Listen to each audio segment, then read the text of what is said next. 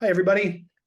I'm Reed Wilson from Pluribus News. Thank you for joining us today for our latest Pluribus Spotlight event. I find today's topic really fascinating, and so I think I'm going to really enjoy this conversation, and I hope you do too. I want to just kick off by introducing our all-star panel of legislators. California Senator Stephen Bradford is serving his second term in the Senate, where he represents parts of Los Angeles County, including his hometown of Gardena. Senator, I hope I pronounced that right. He's the author of the California Cannabis Equity Act, the first in the nation bill that encouraged equitable participation in the cannabis industry. Oregon Representative Lily Morgan is serving her second term in the House of Representatives, where she represents Grants Pass and the Rogue River National Forest.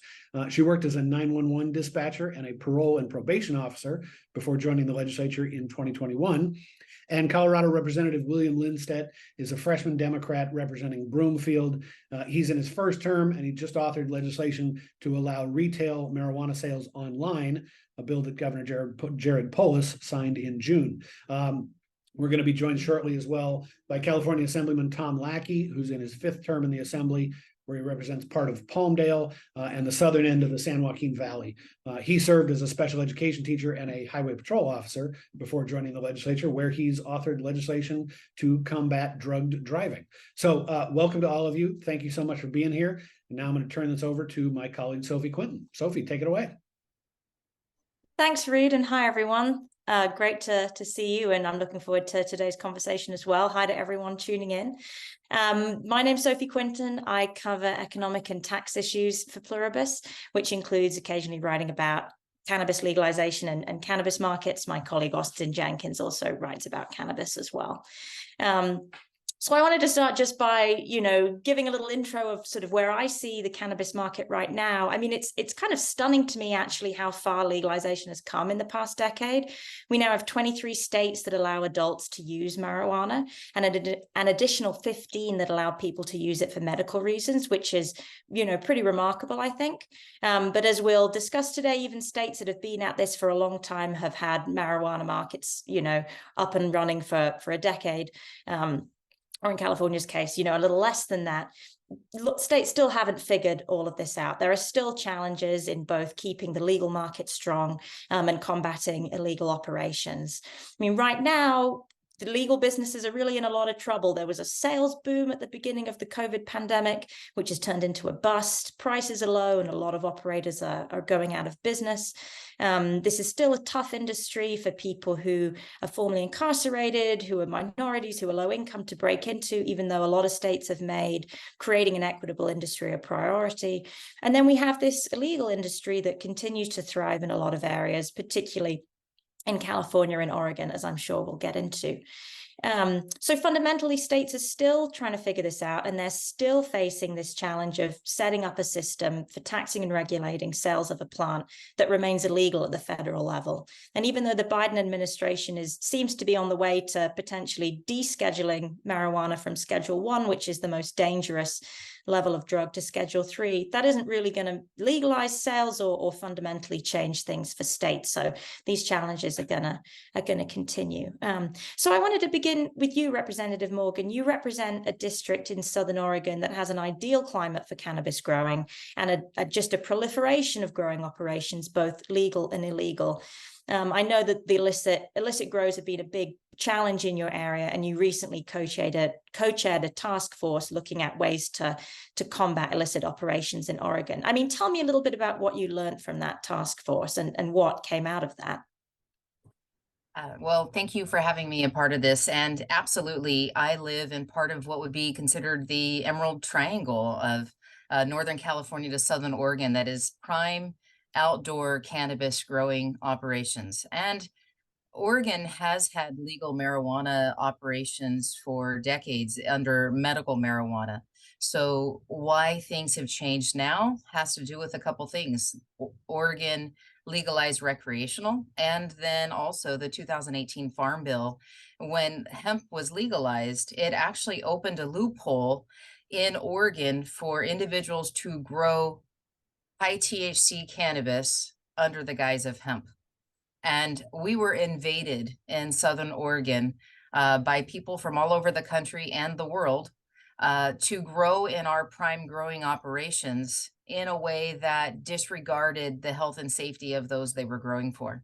So while we had this green rush of sorts with people getting their license to grow recreational and doing everything according to what was necessary with the right pesticides, the right fence lines, the right cameras, and licensing employees and making sure everything was taken care of, their services were undermined by individuals coming in and taking advantage of that. Josephine County has lost most of their law enforcement with the changes of logging operations and the economy in the area.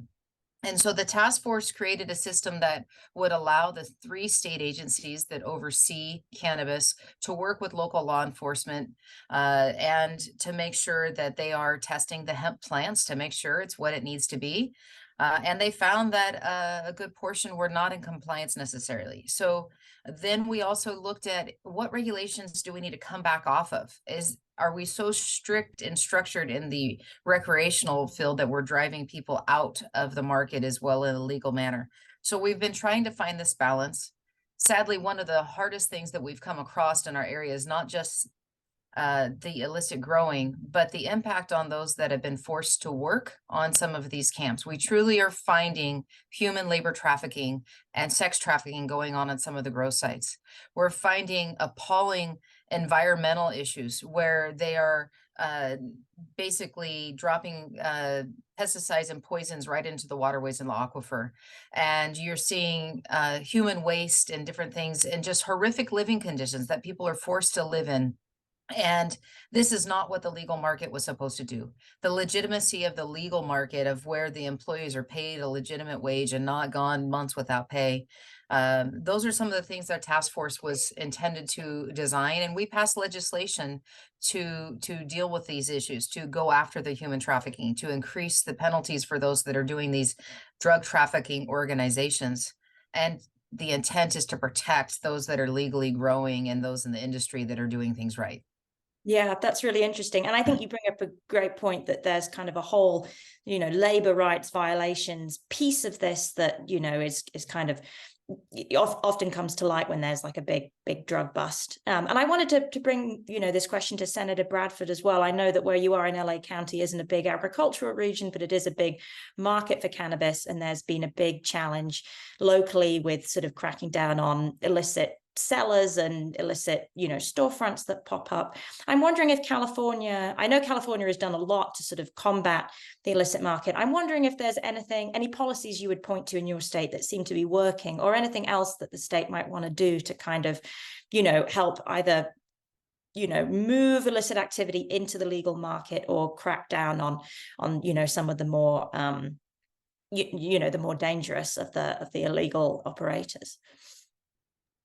Well, I think the first challenge is making it a lot easier for the legal operators to get established. The more we say no to those legal operators, the more it opens the door to the illicit market. And that's the catch-22 that a lot of folks don't want to admit to. And having a bifurcated license system, which I respect, one with the state and one with the on the local level, but it's often the local level who are dragging their feet to issue the license to those operators, while right next door they're standing up illegal operations every day.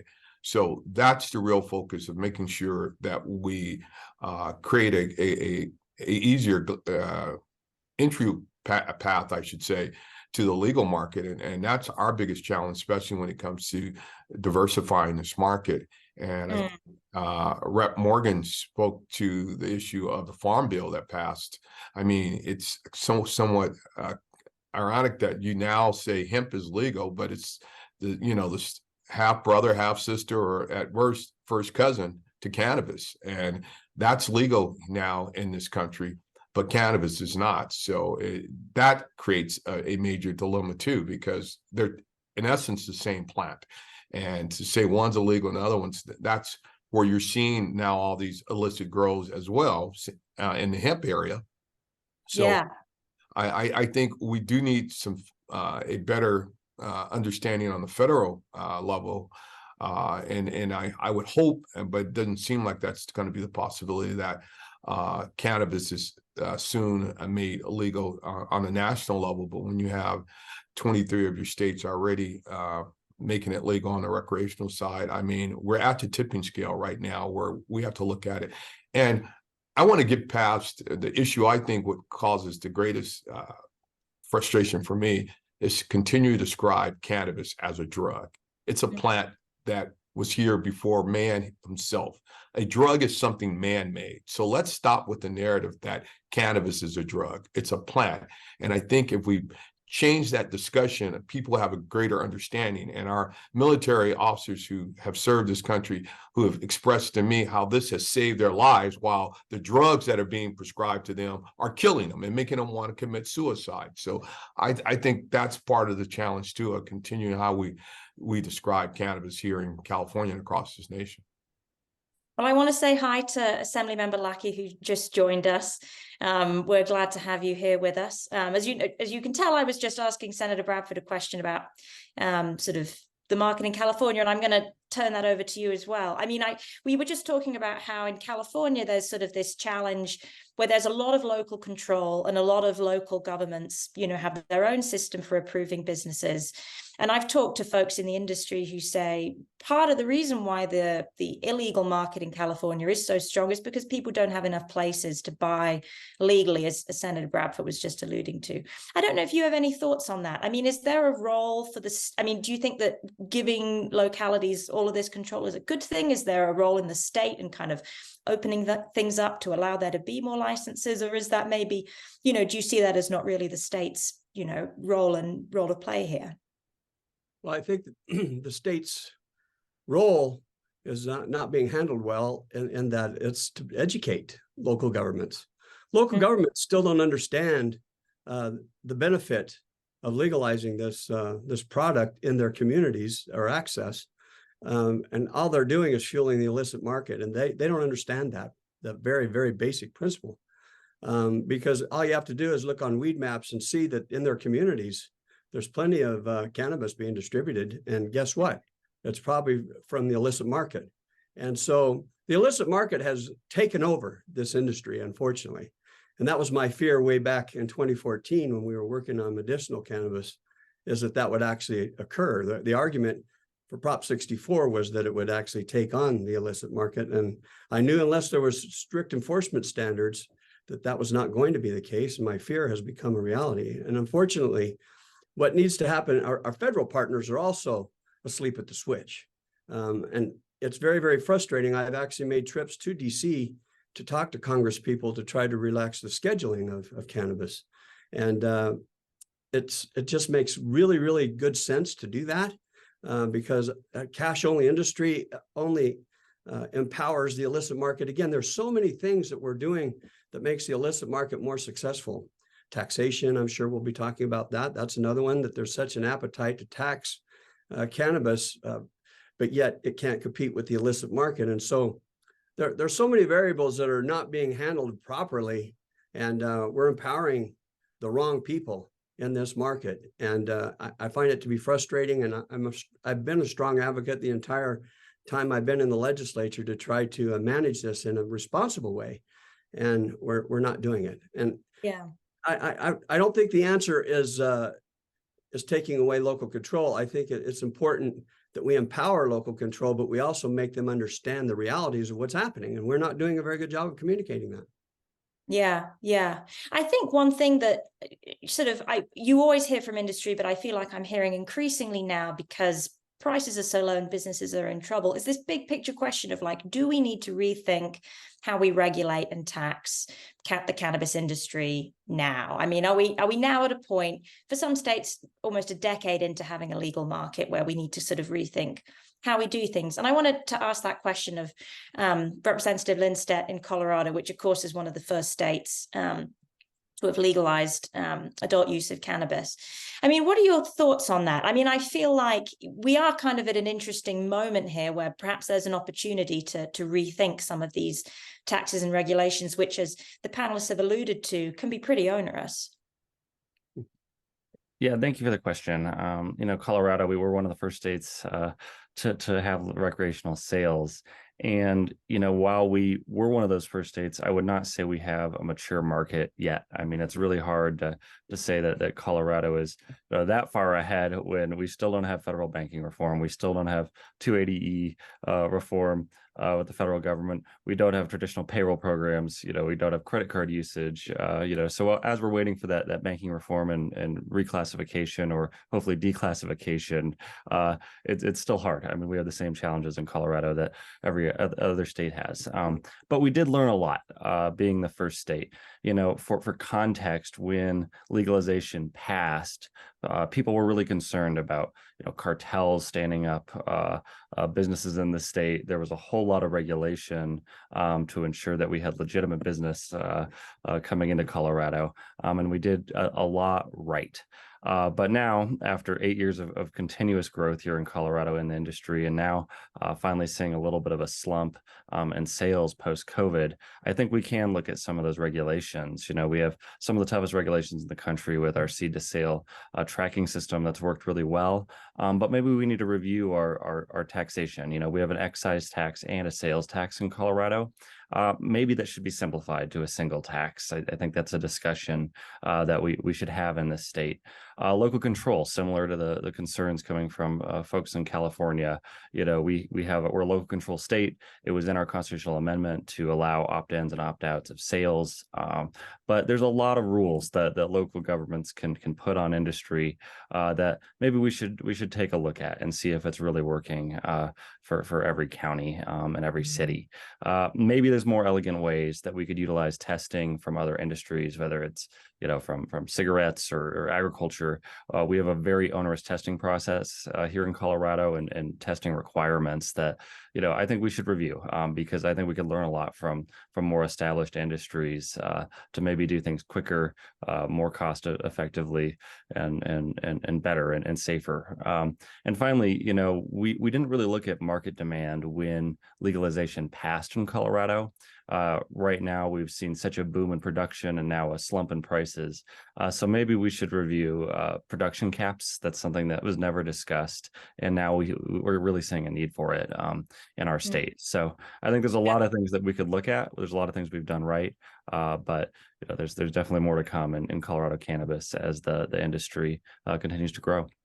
Yeah, that's really interesting. I mean, speaking of production caps, I know in Oregon, the state has been under a de facto, you know, license more. I mean, I say de facto, I think it has been under a sort of grower license moratorium for quite a few years now. And the governor just sort of expanded that to a wider licensing moratorium in an attempt to kind of combat oversupply issues there. I mean, Representative Morgan, do you see, I mean, when you think about the tax and regulatory landscape for legal businesses, I mean, do you see anything that seems unnecessary, or, you know, given especially in your district with, you know, this illegal grow operation being such a challenge? I mean, where do you see the right balance in terms of, you know, sort of perhaps, you know, rethinking how legal businesses are taxed and regulated while still sort of looking after public safety? Well, I would say that it's important to remember that not every state is the same. In Oregon, local jurisdictions do not have the authority to tax. They can do a 3% sales tax if they have a dispensary. And statewide, there's a 17% point of sale tax. But my area is predominantly where the growing occurs. And so we have been inundated with over 10 countries growing in our county. Our county has 85,000 people, and there's ownership of land represented in all 50 states of the United States in my county. And at least 10 countries have had busts of illegal operations. When Oregon legalized, there was no moratorium, there was no limit on licenses, and there was such overproduction that the federal agencies got involved and said, you've grown enough for every resident of Oregon to have enough for 6 years. So hold on, let's look at this. And so we have had some license moratoriums in place for 4 years. But if you look at what Oregon did wrong, is we have 3 different state agencies regulating.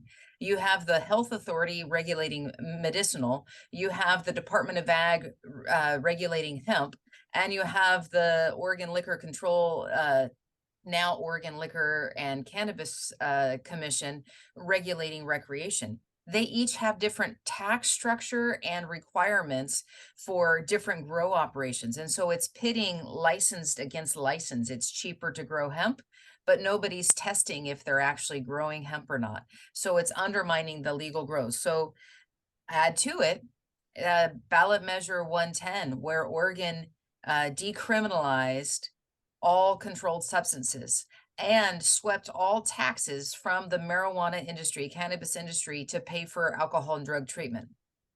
So we have this now whole nother industry of treatment nonprofits that is depending on the success of the marijuana legal industry to provide the taxes to fund these other treatment programs. And so it's a convoluted mess, essentially. And the state said they were going to do all enforcement, but they did not. So it fell on local communities to see, where's our code enforcement? What's going on with the crimes that are related to the illicit grows? And so this balance of local areas needing to be able to put caps in their area, or the state saying, here's the appropriate caps. We are looking at equitable bills as well. The last couple sessions, cannabis equity bills came forward, and there has not been agreement on how that does that look.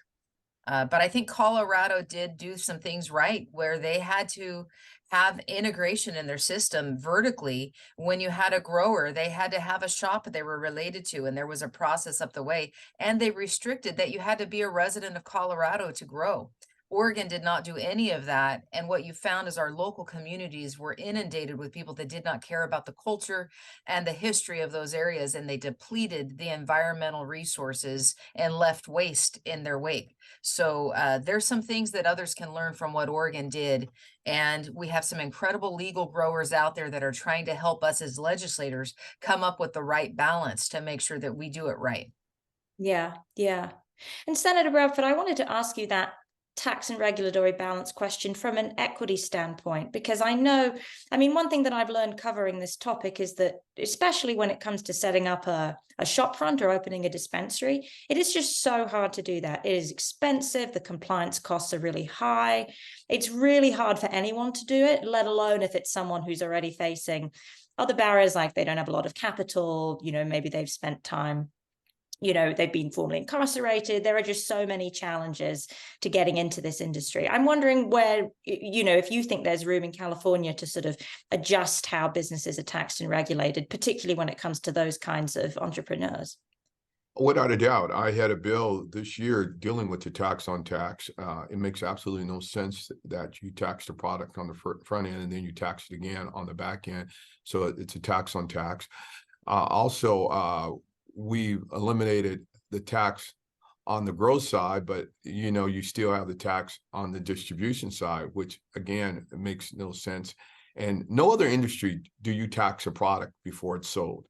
And that's what we're having right now in the cannabis industry. You don't tax the milk and eggs at a grocery store before you buy them. You don't tax the meat or any of that stuff, or on a car before you buy them. But on cannabis, you tax it before it's sold, and then you tax it again on the back end, which is greatly encouraging, again, the illegal market, because they're bypassing all of that and just setting shop up. So that's what we really need to examine. And we often talk about the lost revenue. Well, we're losing revenue based on the structure right now. And if we changed it, we would generate more revenue for the states versus, you know, their counter argument that we need this tax to fund all these other programs, when right now no one's walking through the doors of the legal operations right now. As all been stated there, it's the illicit market that is growing leaps and bounds right now, and they're avoiding all the tax. So we do need to look at how we tax this product, and, you know, do a special readjustment. I'm not in the same situation as Oregon is as it relates to the grow. We do have major grows in California, but one of the things I would change also, we have a CEQA. You have to have a CEQA review, California Environmental Quality Act review for a stand-up business. That makes absolutely no sense. On the growth side, yes, because as you're saying, you're impacting the land, the water, all those things. But right now in California, you need a CEQA review to have a cannabis distribution center. You don't need that for a pharmacy. You don't need it for a hospital. You don't need it for a barbershop. So why do you need to have a secret review? And that's what's costing people money. I have a friend who has a restaurant, and he was just remodeling his restaurant on the beach. Wasn't expanding his footprint at all. And the secret review that he had to go through cost him a year in delay and $1 million. This is what's holding people up from standing these businesses up. The secret review. I mean, it's costly and it's timely. So in many ways, that's worse than the tax right now. Yeah, that's really interesting. Assemblymember Lackey, do you have any thoughts to add to that on the situation in California?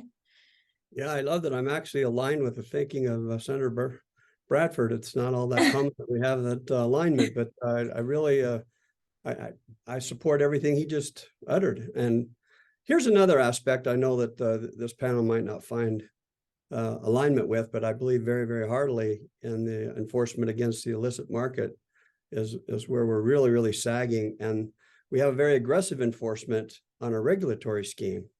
It seems like our only focus is on those who are trying to follow the rules. And we do that on a number of fronts here, and I think it's misguided. And, you know, I know we had a state initiative, Prop 64, that give us a lot of parameters that we have to follow. And that is cumbersome in all truth. State initiatives are not the best pathway to forming this kind of regulatory scheme, and especially something this serious as cannabis, but nonetheless, it's what we did. And so we got to work with it. And I'm just telling you that the enforcement is just so onerous, and the rules are just way complicated, as the example that the senator just shared should raise the eyebrows of all people. I mean, that's just unreasonable. And I think it's useless, and it doesn't really accomplish anything other than a high degree of frustration and encourage people to take shortcuts and to participate in the illicit market. And that's why we're losing this battle. Well, we're running low on time, but I do want to ask one big picture question of all the panelists here. And we can, you know, if anyone has a hard stop where they have to leave at 11:30, feel free to wave and leave. But if you can hang on a few minutes to answer, I would love that. I'm wondering, you know, if any of you all, coming from, you know, your experience in following this policy and being from the states that you live in, if you have any advice for lawmakers in other states that are either new to legal cannabis, or perhaps, you know, any thoughts on how states' experience standing up legal cannabis markets might inform efforts to legalize new substances. We're now having a discussion in many states around psilocybin or sort of psychedelic mushrooms and what those legal markets might look like. So I wanted to just put that out there and see if any of you have a couple of takeaways from your state that might be useful. Maybe Representative Lindstedt, you can kick us off with that. Absolutely. Thank you. So Colorado, you know, we are having that discussion about psilocybin right now. We had a ballot measure pass, a citizens initiative, and we passed kind of the first set of regulations to have that discussion in very limited kind of therapeutic settings this last session. When it comes to cannabis, the biggest takeaway I could have is that seed to sale tracking and the integration that goes, that Representative Morgan mentioned earlier, is huge. I mean, it's worked really well for Colorado. It's stopped a lot of the illicit grows and things that we're seeing in other states. So I really can't advocate more for that integration and that seed to sale tracking at the end of the day. There's a lot of things that I think we could have done better, but that's one that really was successful in Colorado. Yeah, interesting.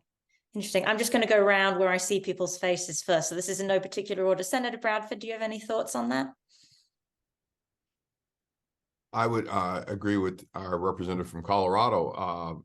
I had a bill also last year on cannabis track and trace, making sure that the products that are hitting the street are safe and reliable. And that is what, again, our illegal market is avoiding that aspect of it. And as my colleagues, Assemblyman Lackey stated, when we passed Prop 64 in 2016, we were so anxious to have the legalized market that people didn't really get to the fine print of what was in that proposition. And again, legislating through propositions is not the best way, as you stated. So I would advise that to other states, if they haven't legalized it yet, to make sure that what they put before the voter makes sense, and it is not loaded with a whole lot of stuff that makes the entry to this market almost impossible. And I also advocate for a stronger diversity.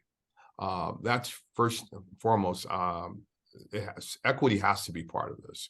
And right now, here's an industry that's 6 years at best in existence, and it's pretty much a white male dominated market right now. If cannabis is going to survive, it has to look like this nation. It has to be as diverse as the people in the state and this country, and because that's what's going to make people comfortable to walk in those doors. But if they think it's people that don't look like them and are not from their communities, selling them, and they're going to be reluctant to go back to the guy that they've been buying it from for the last 20 years and continue to do that. So diversity has to be something that has to be at the forefront of this, and making sure everyone is included. And the barriers of entry shouldn't just be impossible to reach. And in many ways, that's what's hurting this market right now as well. Mm-hmm. Representative Morgan, what do you think? If I were to recommend a new state in coming up with regulation regarding cannabis, first and foremost, I would say one plant, one agency, and let the outcome be based on what the use is. So if it's growing hemp for clothing, for food, for something like that, I can go through one regulation process. If it's going towards an intoxicant, have it be regulated to make sure that it's labeled appropriately for age appropriate, and to make sure that you start with your regulations in place before you let the market go, because otherwise it's a taking. Otherwise you can't, people are grandfathered in. So you need to have a system established in regulation before you open up the market to let it go forward. And, I often say that, while grapes are on the vine, it's a plant, it's an agricultural product, but once it's transformed into wine, it's now an intoxicant that has to have age restriction. The same as with cannabis. If it's in hemp and a low THC, or if it's meant for the food in that process, it's not the same. If it's altered to the substances, like you see most hemp products in Oregon are being transformed into the Delta 8 THC, or is it Delta 9 THC? Delta 8 THC, which is an intoxicant. And so it's kind of one of those things that make sure your labeling is accurate. Make sure you have a independent reference lab to make sure what's being grown on the lands, and realize at the local level, you're going to have a different outcome based on where you're growing your product versus where you're selling your product. And you need to have that support to your local system to be responsive. If you're taxing, those taxes need to go back into the local communities as well to support the systems that are dealing with them. But I would say start with caps in place, and you can always raise them, but you can't take them back easily. So work into it and let the system thrive. Mm-hmm. And how about you, Assemblymember Lackey? You're last up here. Yeah, I think what's missing here in California, and that should be learned from anybody who's considering this, is that education is such a powerful piece, because there's so many misunderstandings and so many frustrating situations that people just really don't get. And first of all, you need to guard against the illicit market expansion when you introduce these products to the public. And because what we have done in our Prop 64 undertaking is we have really, in a very robust manner, we have supported the illicit market unintentionally. And a lot of it is just well-intentioned, but misguided policy. And our focus is still always well-intended, but it's misguided. And I feel like education is the only way you defeat that particular challenge. And so I'm hoping that people can learn from the mistakes that those of us who have adopted this challenge have made, so that they can't repeat it. And so because it prevents tragedy. That's what people forget, is we're not just talking about money. We're talking about something that goes way beyond money and the hurt when there's misguided policy. And I hope that people will remember that. Well, thank you so much. Thank you to all of you for taking the time to be with us today. And I'm going to turn things back to Reed, who will officially say goodbye and close this panel. Yeah, thank you so much. And Sophie, great job. I really enjoyed that conversation. Thank you to Senator Bradford, Assemblyman Lackey, Representative Morgan, Representative Lindstedt for being with us today. I'm glad we got through so much, and there's definitely a lot more to come in this space. Thanks to all of our viewers for joining us as well. Mark your calendars for our next Spotlight event next week. We've got another 4 outstanding state legislators who are thinking deeply about the future of artificial intelligence. And I know that's going to be a big topic in legislative sessions to come. That's coming October 4th at 1 p.m. And you'll find the registration link on our website. at pluribusnews.com. But until then, thanks to all the legislators. I'm Reed Wilson. I hope you all have a great rest of the week. Thank you.